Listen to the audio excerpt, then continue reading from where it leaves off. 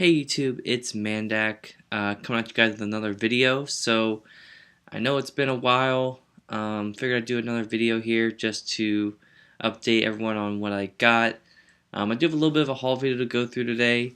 So yeah, sorry it's been a while. I've been studying for my safety tests. I've been traveling for work, so haven't really had a chance to really sit down and make a video. So that's what I'm doing here today. I figured I'd just go through a bunch of stuff that I've had over the past, I don't know, 3 weeks or so of collecting that I can get into a haul. I want to get this done too this week before next week, because next week I hopefully will be doing my free comic book day haul. Hopefully I find stuff that I can talk about. Last year I found a pretty good amount of stuff for free comic book day, so I'll be going to the same store again this year. Probably going later in the day, so we'll see how it goes. But yeah, so without further ado, I'll cross my legs and we'll get started into these next things. So, excuse me, I thought I had to burp. Yep, there we go. Okay. So I got a few single issues I'm going to go through here real quick, and then we'll get into the trades I have. So first single issue here I have is Marvel Secret Wars number 10. I picked this up for $1 at a dollar bin area.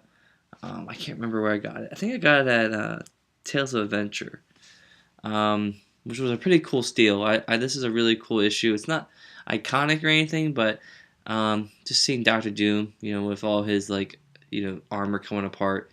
And this is right before he basically destroys the Beyonder, I think. So really cool.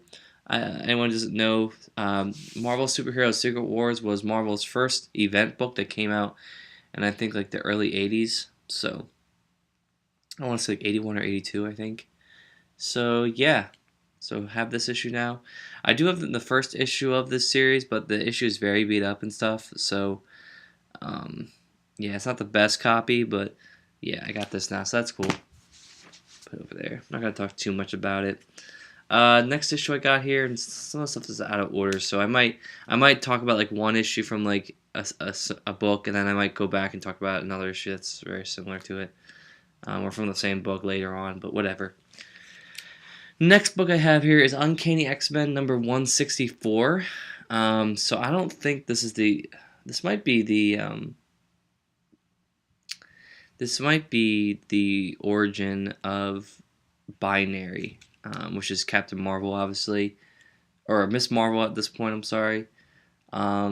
So this is during the Brood saga, I believe, and yeah. So Binary was just another form that Captain Marvel or Miss Marvel, Carol Danvers, had after the whole retcon of the Avengers story with her son coming from the future and all that shit. So this is pretty much trying to get Miss Marvel back on track with the rest of the Marvel universe. I think the reason why this was only $1 was because there's a thing on the front of it that says "not to be sold." Obviously, it was sold, but yeah. So otherwise, though, really cool cover.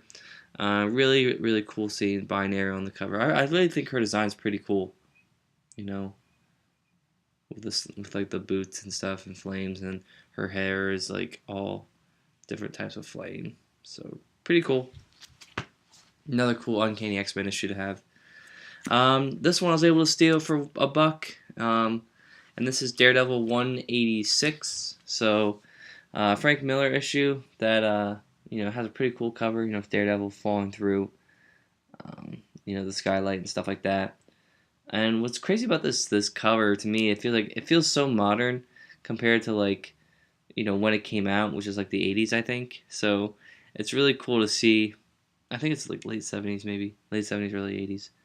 So, but otherwise, really cool cover. Frank Miller's run, so definitely a good era of comics for Daredevil. I don't have a lot of Daredevil stuff from Frank Miller, but in terms of single issues, but yeah, I was able to find this for $1, which everywhere else I was going, I was finding it for at least $10, which I'm not gonna spend $10 on this. But yeah, cool to find it for $1. Next issue here, which I did not actually read, but I bought it because the cover is sick. And I think, let's see, trying to figure out who drew this cover. It doesn't have it on there. I don't know. I'm pretty sure it's not McFarlane. It could be McFarlane. I'm not sure. But yeah, this is such a really cool cover. You just got Wolverine just taking a nice slash through the cover of Uncanny XMen. So this is, I think, into Mutant Massacre, if I'm not mistaken. So really excited. I have the omnibus, so I might jump ahead and read that before the Uncanny XMen Volume 4 comes out, omnibus, which still hasn't been announced yet, but it's going to get announced eventually. Excuse me. But really cool cover to an issue nonetheless, so another cool addition to my Uncanny X-Men collection for sure. And we jump back to Daredevil for a second. Daredevil 232. So I believe this is the last part of the Born Again storyline, where Frank Miller came back for 6 issues or so and wrote a story arc with Daredevil. So I think this might be the last issue. I could be wrong. Could be one more issue after this, but really cool cover here. You got what's his name? The guy who I forget what his name is. Someone can tell me in the comments. I totally forget what his name is. But anyway, the whole story arc kind of coalesces to this fight between Daredevil and this guy in the background here, which I can't remember what his name is, but very memorable cover here. You got the eyes, very scary eyes looking at. Reminds me of kind of like Great Gatsby with like the eyes on the billboard in that book. So cool. So this is called God and Country. Drawn by David Mazzucchelli. I think it's David Mazzucchelli. Really cool, really good art in this story arc. I think he was drawing Daredevil before Frank Miller came back as a writer for a hot second. Okay, next issue we have here, and this was something I found for $1 too, and I was excited to find it because I'm trying to collect a lot of Guardians issues, and they're kind of easy to find because a lot of the Guardians of the Galaxy 1990 series, they're not really expensive because nobody's buying them because they're not really popular, but I read the whole series, so I like them.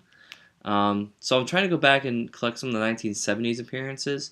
That gets a little tricky because some of those issues are very expensive because they are from the 70s. Even if they aren't the best stories, they're still very old. So I was able to find this one, though. And this is a Marvel Presents Guardians of the Galaxy. This is number 8, I think, I think they were like in issues like 3, Marvel Presents 3 through 12 or something. So this has a little bit of a story arc to it in this story. I think they team up with the Defenders, or oh no, that's an earlier issue. That's an earlier storyline. My bad. But yeah, so this features the original Guardians. You got Yondu, Starhawk, Charlie 27, Martin X, and Vance Astro and Nikki. Sorry. So yeah, this is a really cool issue to find. I found this for $1, so I think that's a pretty good deal for this. And yeah, just a really iconic kind of early appearance Guardians of the Galaxy issue to own. Now, I don't know where I'll find the rest of the Marvel Presents books. I'll probably have to pay a lot more money for them. But this is a cool start, just to say I have at least one of those issues. So, I mean, back in this era, it wasn't such a great story, but I mean, I thought it was okay. I mean, it was really good to be able to see these characters, and getting to know them in the 70s paid off for when I got into the 1990 series, because I was already jumping into that series already established with the characters, and Jim Valentino really didn't really change much about their characterization. He pretty much kept them the same and added on top of that, which I thought was pretty good. Alright, so let me see if I can organize some of these first before I go and talk about them all. Yeah. Okay, they're pretty much organized. Yeah, they are. Just had to move a few issues around. Okay, so the rest of the stuff is all Iron Man stuff, different volumes and stuff like that, but I'll get into it. So this one I found for $1. Really cool. Iron Man 143, which I realized I didn't own, and this has the Centurion, which, oh, someone's alarm went off outside, which I, for the life of me, cannot remember. It's probably a one-off issue with the space armor, because I think the issue before this is the introduction to the space armor. So this is a fight in space, obviously, but yeah, I don't have this. I mean, getting into this 140 area, I don't really have. I have a lot of holes I gotta fill, so this is a really cool hole to fill. And this is Bob. I think this is Bob Layton. Yeah, Bob Layton on the cover for this, and I'm assuming Bob Layton in the pencils as well. Um, so pretty lit. Obviously probably one of my favorite Iron Man runs. All right, next issue here, you have the Raiders featured on the cover, and that is 145. So really cool here. I think like these Raiders crash this or try to assassinate someone. I think Iron Man steps in and helps out and saves the day. This is all post Demon in a Bottle, so like Tony is like fully recovered from alcoholism at this point, so he's just kicking ass at this point.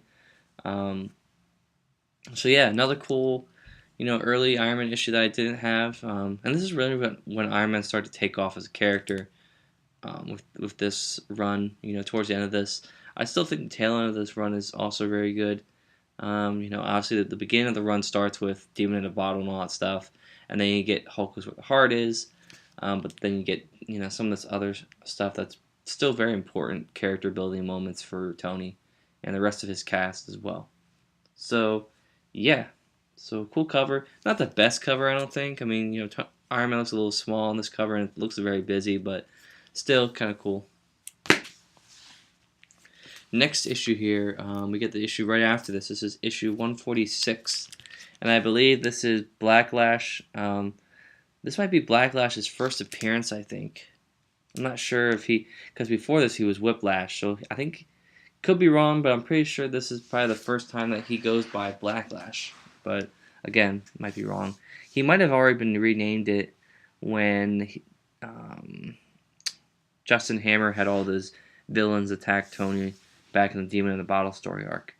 But yeah, Blacklash is here. The next cover, which I think I might own, I don't know if I do or not, has like Iron Man being pulled down by Blacklash's whip.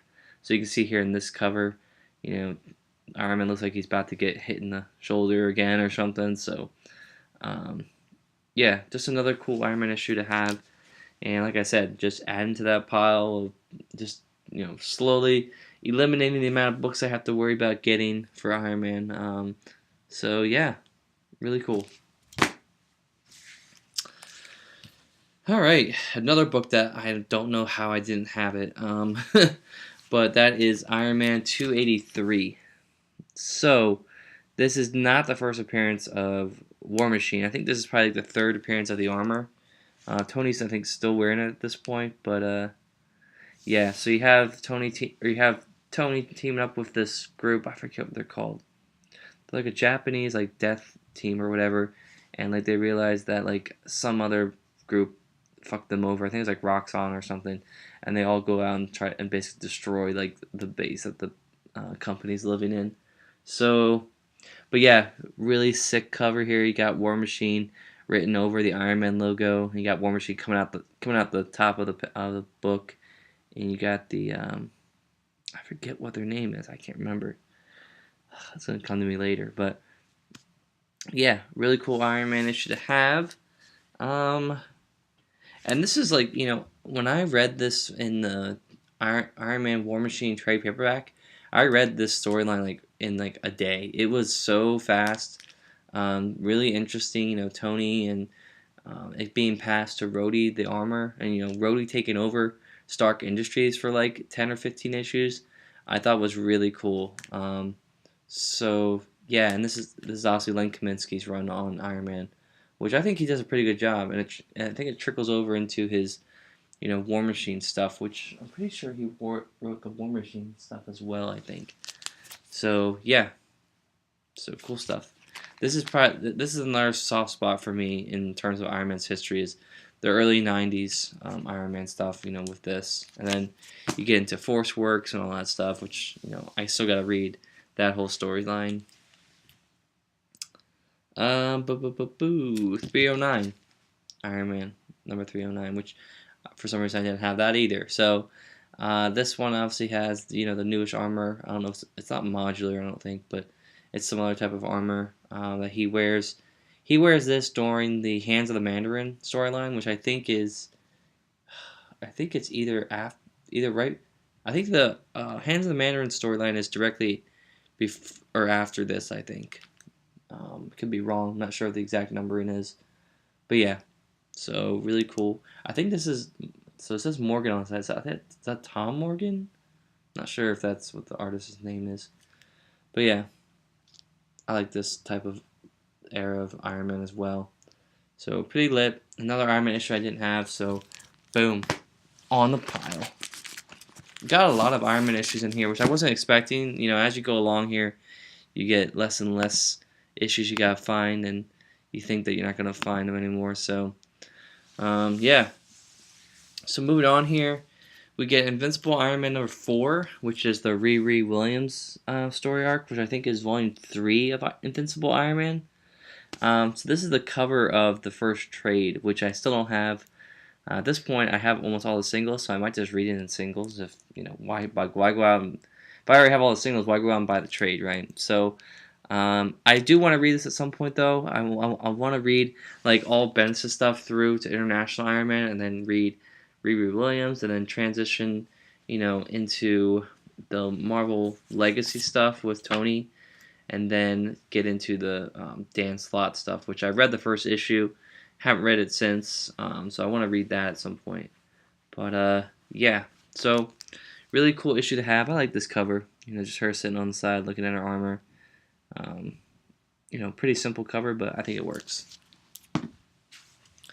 The next cover we have here is Invincible Iron Man number 7 with Riri Williams. So this one just has the armor kind of sitting in the rain, all dirty and stuff. So curious to see. Curious to see how this goes. The reflection on that was bad. So yeah,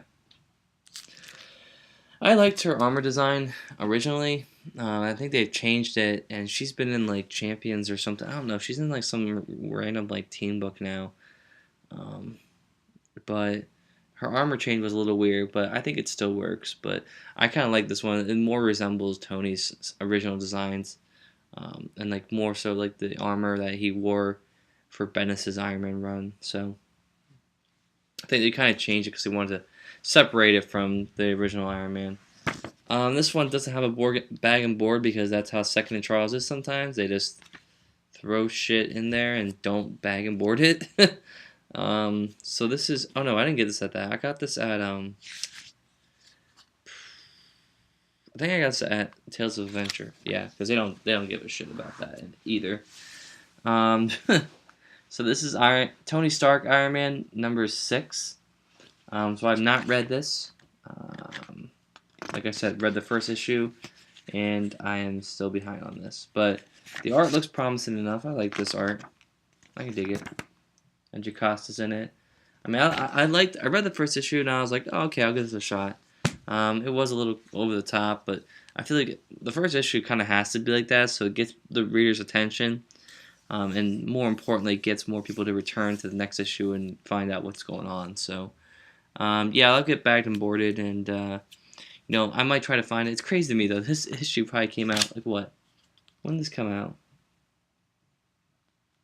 This can't have come out like very long ago. This probably came out like back in like, I want to say maybe like January or February maybe, and it's already in a dollar bin. So I might be able to find more of this as I go along. But yeah, Iron Man, Tony Stark Iron Man, whatever you want to call it. From what I've heard, it seems like Slott is building towards an Iron Man 2020 story arc, because obviously 2020 is right around the corner. So we'll see how that gets handled. I'm excited because I do like Arno Stark, so I don't know if they're going to use that him as a character or whatever. But yeah. So I spent 19 minutes talking about my fucking singles. I haven't even gotten to my freaking I haven't gotten to my trades yet. Alright, well, I'll keep going then. So, first trade here is Infinity Abyss. So, I'll be honest, I don't know really much about this, but it's Jim Starlin. So, I had to get it. I think he's doing art and writing on this, but I could be wrong. Because it just says by Jim Starlin. It doesn't say artist or anything. So, yeah, writer and penciler. So that's like, really exciting. It just looks weird though, because like this is like pretty modern art, or pretty modern like coloring with Jim Starlin's pencil. So this stands out a little bit because you're so used to seeing his stuff with the monochromatic art, not monochromatic, but like the four color inks from the 70s, 80s, 60s, that type of stuff. So yeah, just really excited to have this and more Starlin stuff for sure. Anything with Thanos and Starlin, I'm gonna get. So lit. I got this for like half off, so it's like $5 or something. Next book I got, and this stuff is me trying to fill in some Black Widow stuff that I don't have, and yeah, I'll say this: won't spoil Endgame for anybody, but after watching Endgame, I do have a better appreciation for Black Widow as a character. She had some really good moments in that story that were just really, very much separated from the rest of her arcs and the other stories and stuff from the movies. But yeah, so I got this one. This is the Itsy Bitsy Spider, and this collects Black Widow, the 1999 series 1 through 3, and Black Widow 2001 1 through 3. So I'm not sure if this is if that's everything from those runs. If it was just 3 issues and that's it. It might just been a mini-series or something, but yeah, just thought I'd pick this up. This was pretty cheap. I mean, I got this, it says $10 on here, but I got it for around I want to say $6 or $7, something like that, when all was said and done. So yeah, Black Widow. I've read all of Edmondson's run on Black Widow. Really, really enjoyed that. So I know I'm going back in time by reading this. So we'll see how it goes. Next book I got here was Black Widow by Richard Morgan, Black Widow Homecoming. So this is the Marvel Knights Black Widow run 1 through 6. So I don't know if this might just be one trade. Could be wrong. Might be multiple trades. But again, this is from, I don't know what year this is from. It doesn't say. Oh, here it is. 2005. So this is after this. So, and there's actually an ad for that book in here. You can kind of see it's right there. So yeah. So another Black Widow trade to have here, and excited because I think I saw these there for a while and I never jumped on them, but I'm trying to get a Black Widow collection going. So really cool to have this. Yeah. And obviously these were both made before Scarlett Johansson was even looked at for the role of Black Widow, I believe. So it's really interesting to see how this differs from the Edmondson run, which obviously, for one reason or another, had some influences from the movies. So yeah, Black Widow is cool. Definitely a cool character. Alright, next book I have here is a Secret Avengers trade, which I don't have. And this is Secret Avengers by Nick Spencer, Volume 3, How to Maim a Mockingbird. So this collects Secret Avengers 12 through 16, the 2013 series. You can obviously see here MODOK looks like he's involved one way or another in the back here. Whoops. You see that there. So, cool stuff. I think I already have the first 2 trades of Nick Spencer's run, so this completes another installment of it, which I don't think this is the end of it. Could be wrong. It might be because there's only 5 issues in here, so we'll see. But yeah, another Avengers book to have. I have a really lengthy Secret Avengers run to read through. I'm not sure if I just want to read through all that because it probably won't make sense because all of them are probably disjointed and shit. But yeah, Secret Avengers is like a huge thing in my collection. I'm still debating whether or not I should like sell my like Rick Remender hardcovers and just get the complete collection. So all this will be like in one format. Actually, it won't, because I still have Brubaker stuff that's in hardcover and Warren Ellis's is in hardcover. So scratch that. Okay. Next thing I have here is Elektra Bloodlines by Blackman. I'm not sure who. W. Hayden Blackman. So I've seen this before. I don't think I picked it up because it was really expensive. But yeah, I really dig. For some reason, I really dig covers that are like just red and black. And a lot of characters, believe it or not, have this like types of covers made for them. You got, Black Widow, you got Scarlet Witch, and you have Elektra. So this automatically caught my eye with just the look at it, and then also the logo is just awesome. Like that's just, kind of like Greek letters, kind of. I don't know what it is, but yeah. So I'm excited to read this. I read, let's see, shit, where is it? Elektra by Owens, Always Bet on Red, and that was like a mini series that came out a few years ago. I really liked that. That had like arcade and stuff in it. So this is an ongoing series, I would imagine. So I don't know how many trades are of this, but this is the first one. So I'll give it a shot, give it a try, see what it's like. Elektra obviously is a huge character in the Daredevil comics. Especially Miller's run. Miller created her as a character, so that makes sense. All right, let me put this over here. Like I feel like some of this book, like I feel like some of this video is just me organizing shit on screen. So anyway, next book I found here, which was great. You would think that at this point I would have almost every collected edition of Iron Man books, but I don't. Some of them are very hard to find or very expensive online, so I don't buy them until I find them out in the wild. But this is one book that I didn't have. It's a mini-series that came out by Warren, which, is this the same guy? Oh, no, Adam Warren. Okay, it's different Warren. So this is Iron Man Hypervelocity.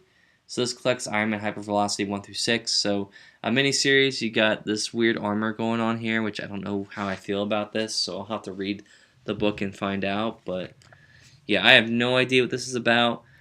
Judging by the cover, it may not be good, but oh my god, excuse me, but I had to get it because, Iron Man. So we'll give it a shot. I've read, man, I still think the worst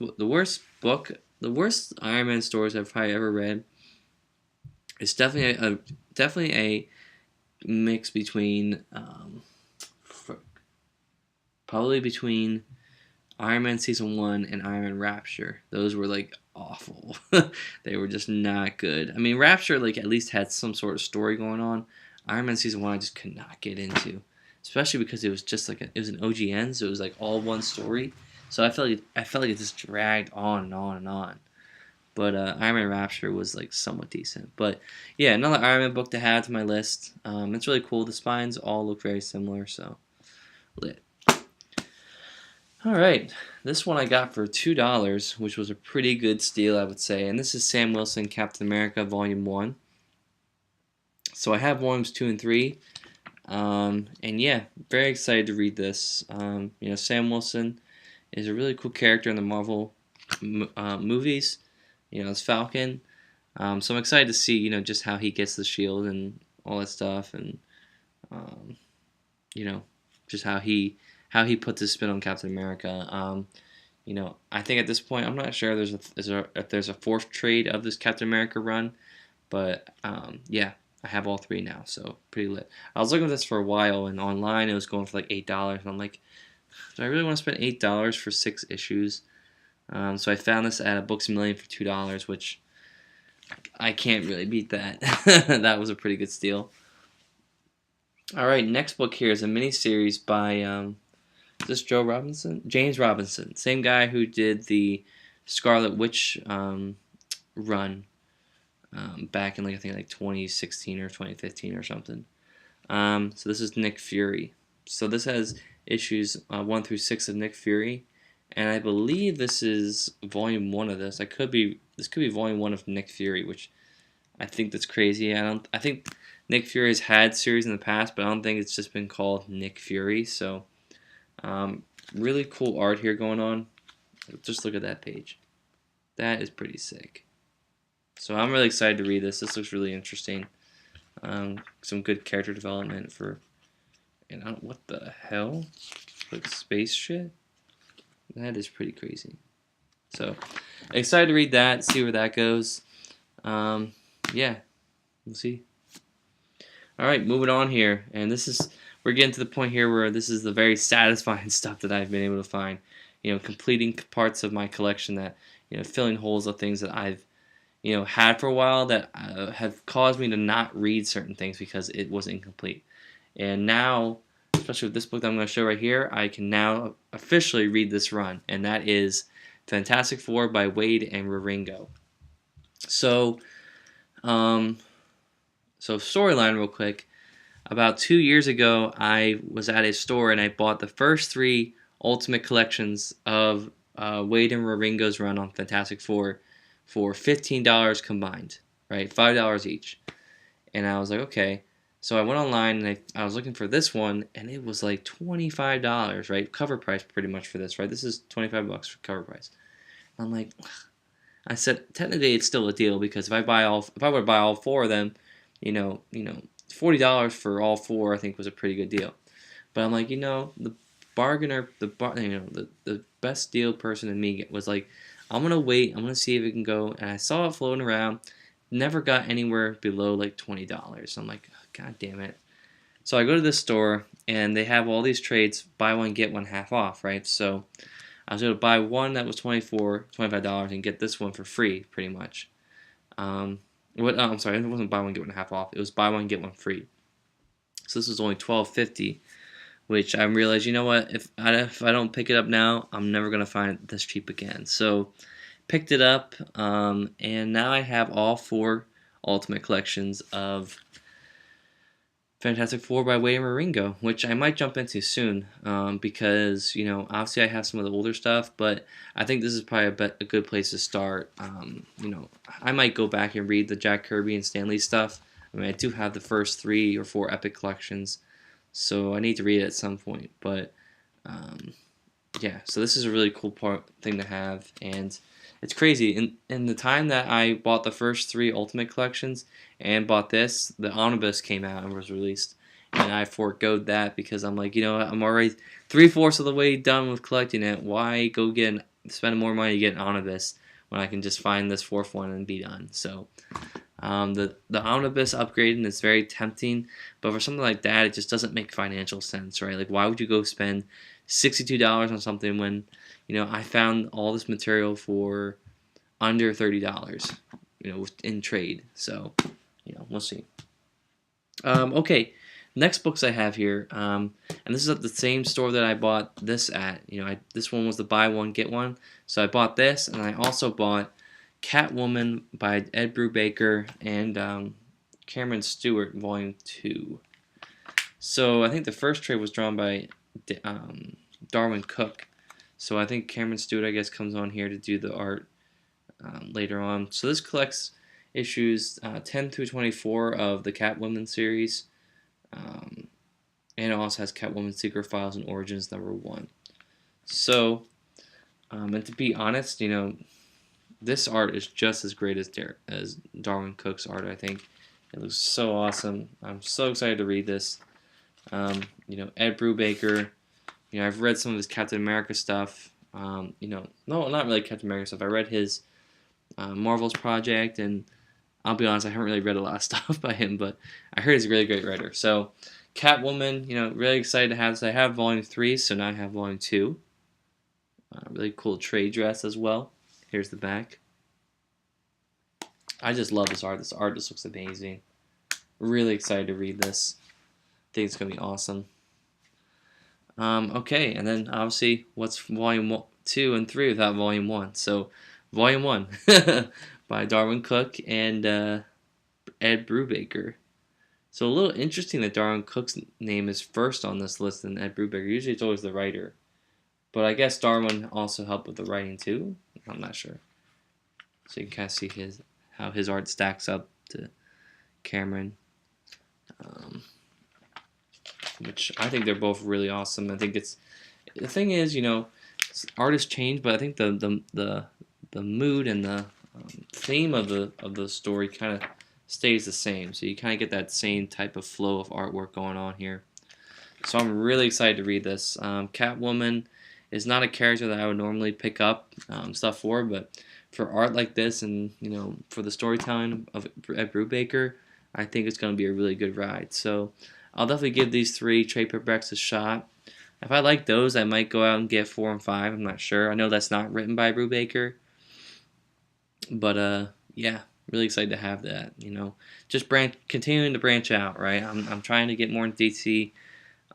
So having these characters, mostly Batman related, is really cool to start reading that stuff. So, all right, the last 2 things here. Get into the thickest paperbacks I have. So this one I got for $20. This is Fantastic Four, the new Fantastic Four. So this came out, I don't know, pretty recently. And this is Walt Simonson's run. Freaking computer, man. Always. Every video, man, does that shit. Okay. So this is Walt Simonson's run on Fantastic Four. So this collects Fantastic Four 347 to 361, annual number 24, and the material from the Marvel Holiday Special number 1. So pretty cool. I have, like I said, about 3 or 4. This is my 4th, I think, Epic collection for Fantastic Four. So pretty cool stuff here going on. Tom DeFalco, I'm assuming, is on art for this. And this is from the 1990s to 92.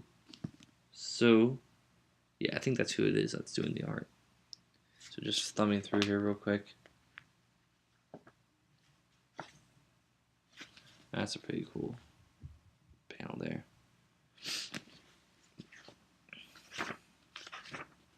Let's see what else. That's pretty cool. So obviously this is the 90s, so Fantastic Four at this point is, getting up there in terms of numbering because they started all the way back in the early 60s. But yeah, so really cool to have that. That's probably the price you're probably gonna get for a lot of those epics anyway. So I figured, buy it. The reason why I had to buy it though was because that was also part of a buy one get one free. So I bought that, and then with that I also got this because it's the same price. And this is the last book on my list, and then I'll shut up and I'll upload this video. Wow, we're at 38 minutes. So this is Captain America: The Captain by Mark Grunwald, and then Kieran Dwyer and Tom Morgan. Yeah, Tom Morgan's that guy I was telling you about on the other cover, I think. Excuse me. So this collects Captain America 332 to 350 and Iron Man 228, which I've already read. So this is, Captain America stuff. Mark Grunwald, arguably one of the best runs on Captain America ever. Also, I think probably one of the longest tenured runs on Captain America. So this fits in between the Justice is Served Epic Collection and the Bloodstone Hunt Epic Collection. So I'm assuming at some point Marvel's probably going to make a Epic Collection of this stuff that is literally just going to be called The Captain as well. But in the meantime, I'm going to get this. This is a thick paperback. I mean, this is over 500 pages of Captain America material. That's just awesome. I mean, this is mid to late 80s, and just some really good stuff in here. I'm really excited. You can see the back here, Captain America No More. And yeah, you see the spine. So you can see just how thick this is. This is a really big book. So very, very, very excited to have that. I'll put it back on the shelf right now, actually, so you guys can see kind of where it stacks up. It sticks out kind of like a sore thumb in front of all those Epic collections right here, but you can kind of see how it fits.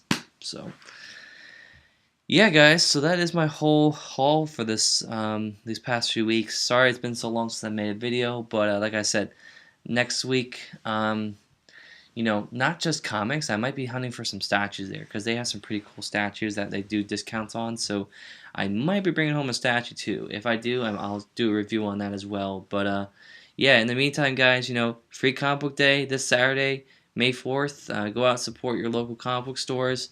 Get some deals, get some free issues, and have a fun time. So I'll check in with you guys probably maybe later next week when I bring back my haul for free comic book day. So until then, have a great rest of the week and the weekend.